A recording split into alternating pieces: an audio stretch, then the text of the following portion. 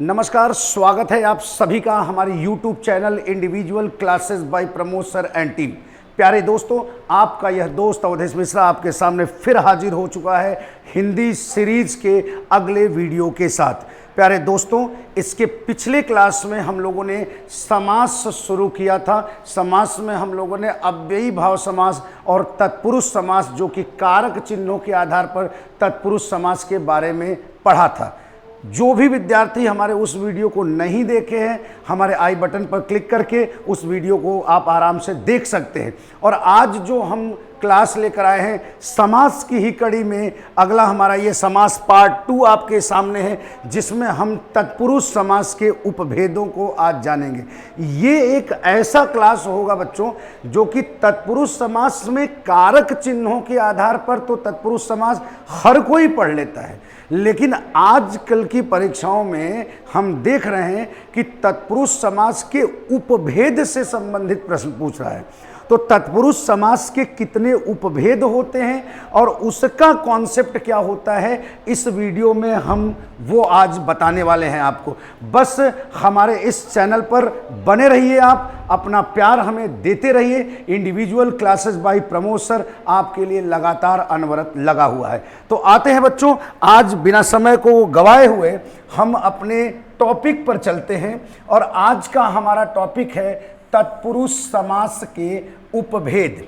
इसके पहले हम लोगों ने कारक चिन्हों के आधार पर तत्पुरुष समास के भेद को पढ़ा था। 6 भेद होते हैं तत्पुरुष समास के कारक चिन्हों के आधार पर। और आज जिसकी बात कर रहा हूं वो है तत्पुरुष समास के उपभेद। ठीक, तो तत्पुरुष समास के कितने उपभेद होते हैं पहले तो ये जान लेते हैं हम। तत्पुरुष समास के बच्चों 4 उपभेद होते हैं। एक होता है हमारा नई तत्पुरुष। क्या होता है? एक होता है हमारा नई तत्पुरुष,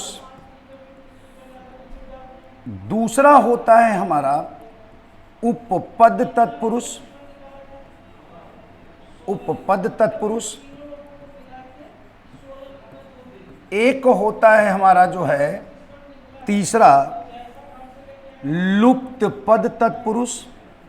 लुप्त पद तत्पुरुष। और एक होता है हमारा चौथा जो होता है वो होता है अलुक तत्पुरुष। क्या होते हैं? कितने? 4 उपभेद होते हैं हमारे जो है तत्पुरुष समास के। तो ये जो तत्पुरुष समास के 4 उपभेद आपके सामने हैं, जो मैंने आपको लिखा, आप इसको देखिएगा जरा कि कौन कौन सा लिखा मैंने। नई तत्पुरुष, उपपद तत्पुरुष, लुप्त पद और अलुक। हमारे परीक्षा में आजकल अगर तत्पुरुष समास से प्रश्न पूछते हैं तो ज्यादातर जो है इन्हीं तत्पुरुष समास से प्रश्न हमारे आ रहे हैं कि नई तत्पुरुष। अब हमारे सामने शब्द दे दिया, अब उसमें है नई तत्पुरुष, कह दिया कौन सा तत्पुरुष है ये बताओ। तो इन चारों उपपद, वो चारों जो है तत्पुरुष समास के जो उपभेद है, हम आज इसके बारे में सीखेंगे, इसके बारे में जानेंगे कि कैसे आपको पकड़ पाएंगे आपकी कौन सा तत्पुरुष समास यहाँ पर है ना। तो एक ऐसा कॉन्सेप्ट क्लियर करूंगा आपको कि कभी आपके भूलने वाली नहीं है, आप आराम से पकड़ ले जाएंगे और कर ले जाएंगे कि कौन सा हमारा ये तत्पुरुष है। देखो प्यारे बच्चों, आज पहला हम शुरू करने जा रहे हैं। पहले क्या? नई तत्पुरुष। ये नई तत्पुरुष होता क्या है? अगर कोई ऐसा समासिक पद है जिसका जो पूर्व पद है, पूर्व पद यानी जो पहला शब्द होता है हमारे समासिक पद का, अगर वो पूर्व पद जो है कोई नकारात्मक शब्द हो। कौन सा शब्द हो? कोई नकारात्मक शब्द अगर है और वो जो है उत्तर पद के साथ मिलकर, उत्तर पद के साथ मिलकर कोई जो है सामासिक पद तैयार कर रहा है, सामासिक पद बना रहा है। हमने क्या बताया कि अगर कोई भी समासिक पद ऐसा है जिसके पूर्व पद में कोई नकारात्मक शब्द दिया हो, पूर्व पद में क्या हो? कोई न कोई नकारात्मक शब्द है, तो वो हमारा जो है नई तत्पुरुष कहलाएगा। ठीक, जैसे उदाहरण से हम समझते हैं, अगर हम आपको कह दिए कि भाई बताओ गैर हाजिर एक ऐसा समासिक पद है कि गैर हाजिर में कौन सा समास है। ठीक, तो गैर हाजिर के अगर दोनों पदों को हम अलग करेंगे तो क्या आ जाएगा, गैर प्लस हाजिर। तो अगर हम पूर्व पद को देखें तो हमारा ये जो पूर्व पद है ये किस प्रकार का शब्द है, ये एक नकारात्मक शब्द है। ठीक, इसी तरीके से अगर हम कहें कि नासमझ, नासमझ, इसमें कौन सा समास है हमारा, तो अगर इसके दोनों पदों को अलग करेंगे हम तो आएगा ना प्लस समझ। ठीक, तो आपने क्या देखा इसके पूर्व पद को, पूर्व पद में कौन सा शब्द है, पूर्व पद में एक नकारात्मक शब्द है। इसी तरीके से अगर हम आपसे बोले कि भाई असभ्य, असभ्य एक ऐसा समासिक पद है जिसके दोनों पदों को अगर अलग करेंगे तो क्या आएगा, अ प्लस सभ्य। तो अगर हम पूर्व पद को देखते हैं तो पूर्व पद किस प्रकार का शब्द है, नकारात्मक शब्द है। गैर हाजिर का मतलब जो हाजिर न हो, ना समझ यानी जिसके पास समझ न हो, असभ्य यानी जो सभ्य न हो। तो यानी कि पूर्व पद अगर हम देखें यहाँ पर तो पूर्व पद किस प्रकार का शब्द है, पूर्व पद एक नकारात्मक पद है, एक नकारात्मक शब्द है। तो ऐसे समासिक पद जिसका पूर्व पद एक नकारात्मक पद होता है, एक नकारात्मक शब्द होता है, हम उस समासिक पद को कौन से समास के अंतर्गत रखते हैं, नई तत्पुरुष के अंतर्गत रखते हैं। तो आशा करते हैं कि नई तत्पुरुष तो आपको समझ में आ गई, समझ में आ गया कि नई तत्पुरुष क्या होगा, जहां पर पूर्व पद नकारात्मक शब्द हो। चलते हैं अगले तत्पुरुष समास पर, उपपद तत्पुरुष। ये उपपद तत्पुरुष क्या होता है भाई, उपपद तत्पुरुष किसे कहते हैं। तो ऐसे कुछ शब्द हमारे सामने आ जाते हैं कि वहां पर उपपद तत्पुरुष होता है, वहां ऑप्शन में हमें दिखाई देता है उपपद, नई तत्पुरुष, अलुक, लुप्त, और हम कभी नाम ही नहीं सुने होते कि यार ये कहां से आ गया हमारा। तो ये उपपद क्या होता है जरा समझिएगा कि कुछ ऐसे हमारे समासिक पद होते हैं जहां पर जो पूर्व पद है उस पूर्व पद में जो उत्तर पद मिला हुआ है, उत्तर पद, ये उत्तर पद कोई न कोई प्रत्यय होता है। कौन सा शब्द होता है, प्रत्यय। अगर कोई ऐसा समासिक पद हमारा है जिसमें जो उत्तर पद है वो उत्तर पद कोई न कोई क्या रहे, उत्तर पद कोई न कोई प्रत्यय रहे। अगर प्रत्यय मिलता है कहीं न कहीं हमारे किसी भी समासिक पद में, कौन सा पद, उत्तर पद, यानी दूसरा वाला जो शब्द है, अगर उस शब्द में हमारा कोई प्रत्यय जुड़ा हुआ है, यानी पूर्व पद में जब कोई उत्तर पद कोई प्रत्यय के रूप में जुड़ता है तो हम उसे कहते हैं उपपद तत्पुरुष। जैसे बात करूं नभचर, नभचर, यहां जरा देखो इस शब्द को, ये ऐसा समासिक पद है जिसका अगर पूर्व पद बात करूं तो देखो पूर्व पद तो नभ है लेकिन उत्तर पद क्या है, उत्तर पद है चर, और ये चर कौन किस प्रकार का शब्द है, ये एक प्रत्यय है। चर क्या है, एक प्रत्यय है। ठीक, तो अगर जो है देखा हमने कि पूर्व उत्तर पद क्या हुआ, उत्तर पद एक प्रत्यय आ गया। इसी तरीके से स्वर्णकार, स्वर्णकार, तो हमने देखा क्या कि यहां पर जो ये हमारा उत्तर पद दिखाई दे रहा है वो क्या है, कार। स्वर्ण में ये हमारा उत्तर पद जुड़ा हुआ कार, तो ये कार क्या है, ये एक प्रत्यय है। समझ में आ गई बातें। तो अगर कोई ऐसा समासिक पद हो जिसमें उत्तर पद जो है यानी दूसरा वाला जो शब्द है अगर वह कोई क्या रहे, प्रत्यय रहे, तो ऐसे समासिक पद को हम क्या कहते हैं, हम कहते हैं उपपद तत्पुरुष। समझ में आ गया। तो नई तत्पुरुष और उपपद दोनों समझ में आ गया। चलिए तीसरा हम लोग चलते हैं लुप्त पद तत्पुरुष। ये लुप्त पद तत्पुरुष क्या होता है भाई, लुप्त का मतलब क्या होता है, लुप्त का मतलब होता है कोई चीज का छिप जाना, कोई चीज ऐसा हो जो छिप जाए तो हम उसे क्या कहते हैं, लुप्त पद तत्पुरुष कहते हैं। अब जरा एक कॉन्सेप्ट समझो जरा, तत्पुरुष समास में जब हम पूर्व पद और उत्तर पद के दोनों पदों को मिलाकर, जब दोनों पद आपस में मिलाते हैं और हम शब्द का संक्षिप्तीकरण करते हैं, तो उस कंडीशन में आपने देखा होगा दोनों पदों के बीच से हम कारक के चिन्ह को हटाते हैं, है ना। पिछले वीडियो में आपने देखा होगा, पिछले क्लास में, है ना, उसमें देखा होगा कि जब हम तत्पुरुष समास में संक्षिप्तीकरण करते हैं तो दोनों पदों के बीच से, यानी पूर्व पद और उत्तर पद से बीच से हम कारक का चिन्ह लुप्त कर देते हैं, गायब कर देते हैं। तो केवल वहां से कारक का चिन्ह हटता है। जैसे मैं कहा कि भाई राजा का पुत्र था ना, मैंने पिछले क्लास में बताया था राजा का पुत्र था, तो इसका जब संक्षिप्तीकरण हमने किया राजा के पुत्र का, तो दोनों पदों को आपस में मिलाया और मिलाने के बाद हमने इसका छोटा स्वरूप तैयार किया और यहां से क्या हटाया था, बस कारक का चिन्ह हटा था और ये शब्द आराम से बन गया था हमारा क्या, राजपुत्र। तो जब तत्पुरुष समास में शब्दों का संक्षिप्तीकरण करते हैं तो उनके बीच से कारक का चिन्ह क्या हो जाता है, कारक का चिन्ह हट जाता है। लेकिन कुछ ऐसे जगह होते हैं जहां पर हमें पूर्व पद और उत्तर पद मिलाकर जब हम संक्षिप्तीकरण करते हैं तो कारक के चिन्हों के अलावा हमें कुछ और पद ऐसे होते हैं, कुछ और शब्द ऐसे होते हैं जिसे हटाना पड़े। और अगर मान लो कि यही कारक के चिन्ह के साथ कोई और पद ऐसा हो जिसको हटाकर तब संक्षिप्तीकरण किया जाए तो उसे हम कहते हैं लुप्त पद तत्पुरुष। जैसे मान लो हमने एक शब्द दे दिया कि हाथ से चलने वाली गाड़ी, हाथ से चलने वाली गाड़ी। अब जरा देखो, ये हमारा इतना बड़ा पद है, हाथ से चलने वाली गाड़ी। अब पूर्व पद है हाथ और चलने वाली जो है ये हमारा क्या है, उत्तर पद है, ठीक।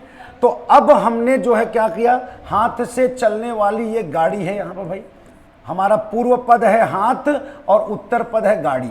अब ये हाथ पूर्व पद और ये उत्तर पद गाड़ी को मिलाकर हमने जब एक शब्द बनाया हाथ गाड़ी, हमने क्या बनाया, हाथ गाड़ी, ये शब्द बना हमारा। तो अब जरा देखो, हाथ गाड़ी शब्द का संक्षिप्तीकरण होने के लिए हमें सिर्फ कारक का चिन्ह से नहीं हटाना पड़ा, इस कारक के चिन्ह से के अलावा ये चलने वाली भी यहां से हटाना पड़ा, तब जाके ये हाथ और गाड़ी शब्द मिलकर ये हाथ गाड़ी बना। बात समझ में आए?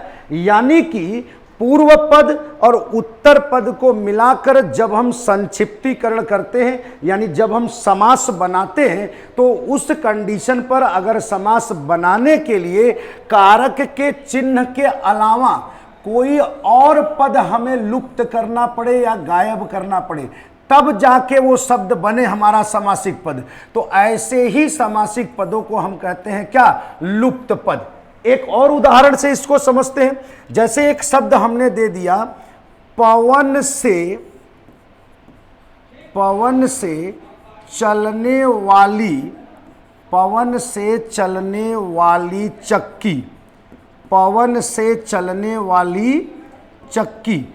हमने एक यहां पर इतना बड़ा वाक्यांश दे दिया, पवन से चलने वाली क्या, चक्की। अब जरा देखो, यहां पूर्व पद क्या है, पवन है, और उत्तर पद क्या है, चक्की है।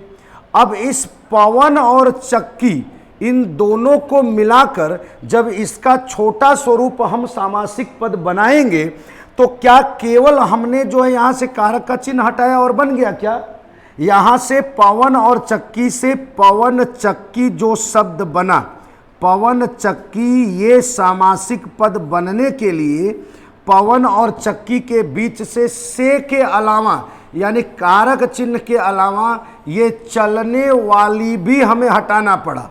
बात समझ में आया? यानी कारक चिन्ह के अलावा कुछ और पद हमें हटाना पड़ा, तब जाकर ये सामासिक पद हमारा क्या हुआ, तैयार हुआ। तो अगर कोई ऐसा सामासिक पद बन रहा हो जहां पूर्व पद और उत्तर पद को मिलाकर जब सामासिक पद बना रहे हो, तो उसमें कारक चिन्ह के अलावा कुछ और पद अगर गायब करना हो रहा है, कुछ और पद लुप्त करना हो रहा है, तब जाकर कहीं वो सामासिक पद बन रहा हो, है ना, तो उसे कहते हैं हम कौन सा तत्पुरुष? उसे कहते हैं हम लुप्त पद तत्पुरुष। समझ में आ गई बातें? चलिए अब अगला बात करता हूं। लास्ट है हमारा जो है तत्पुरुष समास का उपभेद, अलुक तत्पुरुष। यह अलुक तत्पुरुष क्या होता है भाई, जरा समझो तो। अलुक, अलुक का मतलब क्या होता है? पहले तो यह समझा दो कि अलुक का मतलब होता क्या है। अलुक का मतलब होता है जो कि छिपता नहीं हो। क्या मैंने क्या बताया? अलुक का मतलब हो जिसे छिपाया न जा सके, जो कि लुकता नहीं हो। लुक मतलब जो छिपता नहीं हो, अलुक जो कि छिपे ही ना, ठीक है ना। तो अलुक तत्पुरुष आखिरकार होता कहां है?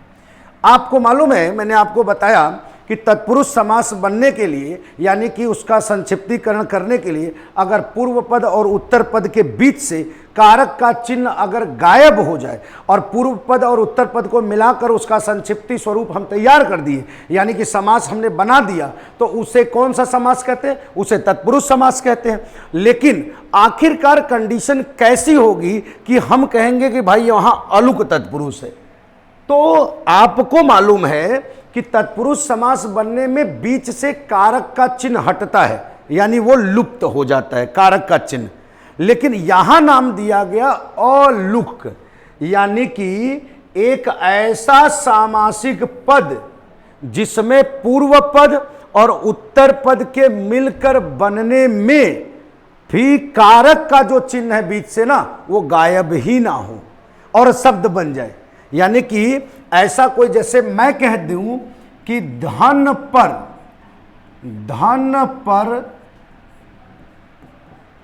जय करने वाला, धन पर जय करने वाला, ये पूरा हमारा वाक्यांश हो गया। अब देखो, पहला इसमें जो पूर्व पद आपको दिख रहा है वो है धन, ठीक, और जय करने वाला ये दिख रहा है हमारा क्या? उत्तर पद। अब हमने जो है जब इस धन पूर्व पद और ये जय करने वाला जो उत्तर पद है, इससे हमने शब्द एक बनाया, क्या? धनंजय। क्या बनाया हमने? धनंजय। ये शब्द बन गया। अब जरा समझो, धनंजय जो शब्द बना, उस शब्द को बनने में, यानी पूर्व पद और उत्तर पद को मिलाकर ये जो शब्द हमने धनंजय बनाया, इसको बनने में क्या ये कारक का चिन्ह लुप्त हो गया या अभी भी ये धनंजय के बीच में पड़ा हुआ है? अगर लुप्त हो जाता तब तो लुप्त पद तत्पुरुष हो जाएगा। लेकिन अगर इस शब्द को बनने में, इस समासिक शब्द को बनने में अगर ये कारक का चिन्ह पर अभी भी होगा, तो यानी इसी को कहते अलुक तत्पुरुष, यानी कि लुका ही नहीं, मतलब छिपा ही नहीं क्या? कारक का चिन्ह। अब देखो, अगर हम मान लो ये पर हटा देते, अगर ये कारक का चिन्ह पर हटाकर शब्द बनाते, तो शब्द बनता धनजय। क्या शब्द बनता? धनजय। अगर ये कारक का चिन्ह हट जाएगा तब, ठीक, तो शब्द बनता धनजय। लेकिन शब्द क्या बना है? धनंजय। अब इस धनंजय का जरा हम समास विग्रह करते हैं। धनंजय का जब समास विग्रह करेंगे तो आएगा धनन और प्लस जय। जय यानी जय करने वाला। अब जरा देखो, यहां तो धन था, लेकिन हमने शब्द धनंजय बनाया तो यह तो धनन आ गया। धनन का मतलब क्या होता है बच्चों? धनन का मतलब ही होता है हमारा क्या? धन पर। धनन का मतलब क्या होता है? धन पर। तो इसका मतलब ये हुआ कि धनंजय जो शब्द बना है, इस धनंजय को बनने में ये पर कारक का चिन्ह यहां से गायब नहीं हुआ है, लुप्त नहीं हुआ है, इसलिए शब्द धनंजय बना है। तो जहां पर पूर्व पद और उत्तर पद के मिलाने के बाद जो सामासिक पद बने, अगर उस सामासिक पद को बनने में कारक का चिन्ह पड़ा ही रहे, और ये देखिए यहां पर न के रूप में न के रूप में ये कारक का चिन्ह पर यहां पर पड़ा है, क्योंकि धनन का मतलब क्या हुआ, धन पर। तो धन पर यानी कि यहां धनंजय में पर कारक का चिन्ह है, वो गायब नहीं हुआ है, इसलिए इसे कहते हैं अलुक तत्पुरुष।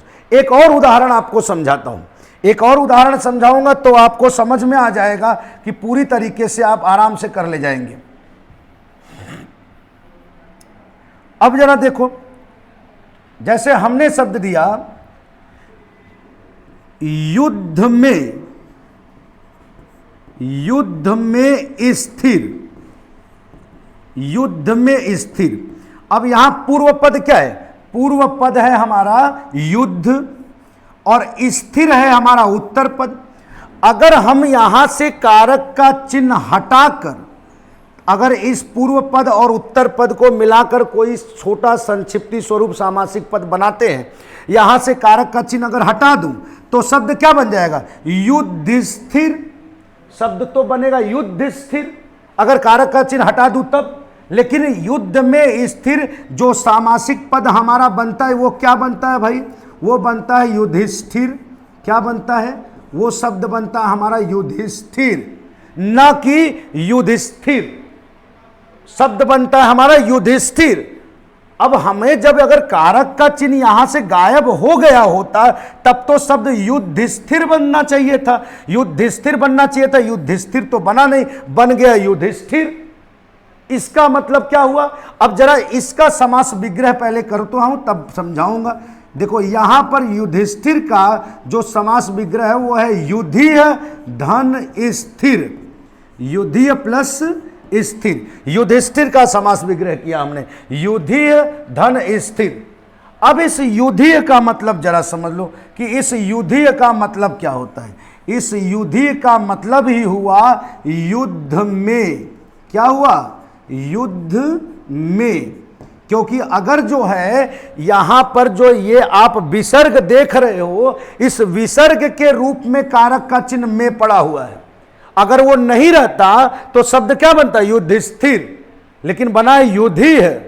युधिय का मतलब हुआ क्या, युद्ध में। युद्ध में यानी युधिष्ठिर शब्द में यहां पर विसर्ग के रूप में कारक का चिन्ह क्या, में पड़ा हुआ है। यहां पर युधिष्ठिर में कारक का चिन्ह हटा ही नहीं है, धनंजय में न के रूप में पर पड़ा हुआ है। यहां युधिष्ठिर में जो है यहां पर विसर्ग के रूप में जो है में कारक का चिन्ह पड़ा हुआ है। ऐसे ही मनसिज, मन से जन्म लेने वाला, मनसिज, मनसी धन ज, मनसी मतलब क्या होता है, मन से जन्म लेने वाला। यानी कि अगर जो है वहां पर कारक का चिन्ह हट जाता तो क्या बनता, मनज बन जाता शब्द। लेकिन वहां क्या बना, मनसिज, वहां पर सी के रूप में कारक का चिन्ह से पड़ा होता है। तो जिस सामासिक पद में पूर्व पद और उत्तर पद के मिलकर बनने में शब्द जो बनता है, अगर वहां से कारक का चिन्ह लुप्त नहीं होता, गायब नहीं होता, तो ऐसे ही सामासिक पद को हम क्या कहते हैं, अलुक तत्पुरुष। प्यारे बच्चों, ये तत्पुरुष समास के 4 उपभेद आपके सामने मैंने रखा है। अगर आपको ये वीडियो अच्छा लगे तो हमारे इस वीडियो को लाइक और शेयर जरूर करना। अगर आपको कोई प्रश्न पूछने हैं तो कमेंट बॉक्स हमारे फ्री है एकदम, उसमें आराम से कमेंट करते रहो, कोई दिक्कत नहीं है। हम आपके प्रश्नों के उत्तर भी देंगे। कहीं कॉन्सेप्ट कोई नहीं समझ में आता हो तो हम उसको फिर से आपको समझाएंगे उस पर कमेंट में। लेकिन ये तो पक्का आपको कह रहा हूं कि अगर ध्यान से आपने इस वीडियो को देखा होगा और देखेंगे अगर आप, तो आपको मैं दावा के साथ कह सकता हूं कि आपको तत्पुरुष समास के ये 4 उपभेद, नई तत्पुरुष, उपपद तत्पुरुष, लुप्त पद तत्पुरुष और अलुक तत्पुरुष, ये 4 तत्पुरुष के कॉन्सेप्ट बहुत अच्छे से समझ में आ गए होंगे। तो प्यारे दोस्तों, आज का हमारा ये क्लास यही समाप्त होता है। पुनः फिर मुलाकात करेंगे हम इसी चैनल पर। बस बने रहिए आप हमारे इस चैनल पर, अपना प्यार देते रहिए individual classes bye Pramod sir and team को। नमस्कार, जय हिंद, जय भारत।